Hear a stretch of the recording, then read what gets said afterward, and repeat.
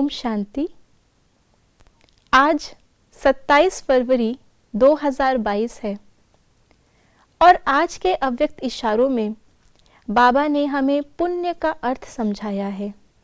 सच्चा पुण्य क्या है, कैसे हम आत्मघात महापाप से स्वयं भी बच सकते हैं और सर्व को भी बचा सकते हैं।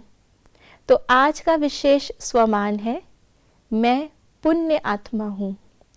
आइए जानते हैं पुण्य आत्मा की डेफिनेशन आज के बाबा के अव्यक्त इशारों से। ईश्वरीय सेवा का बड़े से बड़ा पुण्य है पवित्रता का दान देना। पवित्र बनना और बनाना ही पुण्य आत्मा बनना है, क्योंकि किसी आत्मा को आत्मघात महापाप से छुड़ाते हो।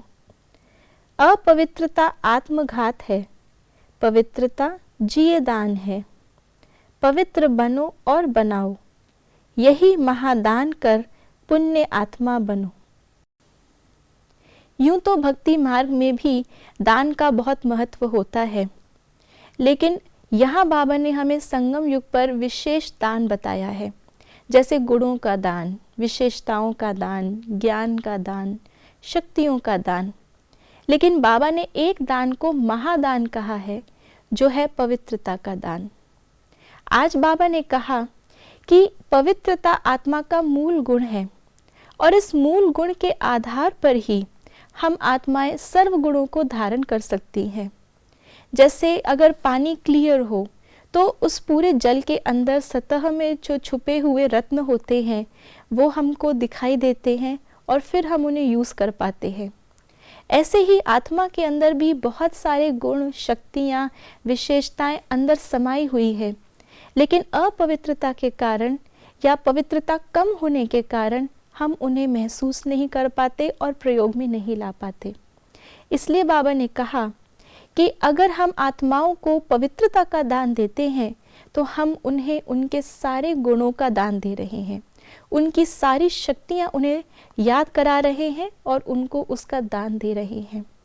दूसरा बाबा ने आज शब्द बताया है आत्मघात महापाप, क्योंकि किसी का जीव तो वैसे भी नश्वर है।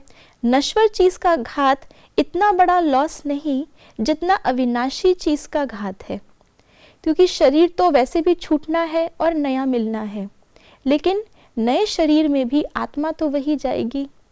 तो अगर आत्मा का किसी भी रूप से घात होता है, जो कि वैसे तो पॉसिबल नहीं क्योंकि आत्मा है ही अजर अमर अविनाशी, लेकिन आत्मघात अर्थात आत्मा के गुणों का खंडन, आत्मा की पवित्रता का खंडन। तो जब आत्मा खंडित हो जाती है तो वो खंडित आत्मा ही अगले जन्म में ही जाएगी। इसलिए इस समय ये फाउंडेशन का समय है। इस समय बाबा पवित्रता के फाउंडेशन को इतना मजबूत कर रहे हैं कि ये आत्मा 21 जन्म तक अपने इस फाउंडेशन के आधार पर, यानी कि अपने अंदर इस पवित्रता की शक्ति के आधार पर बिना कोई और पुण्य कर्म किए भी पुण्य का फल खाती रहती है। तो इतनी पुण्य आत्मा हमें इस समय बनना है, जो इस पुण्य का फल हमको 21 जन्म तक मिलता रहे, और साथ ही साथ जो अपवित्र होने के कारण हमने आत्मा के गुणों का खंडन किया है, उस खंडन से, उस महापाप से स्वयं को भी बचाना है और अन्य आत्माओं को भी बचाना है। ओम शांति।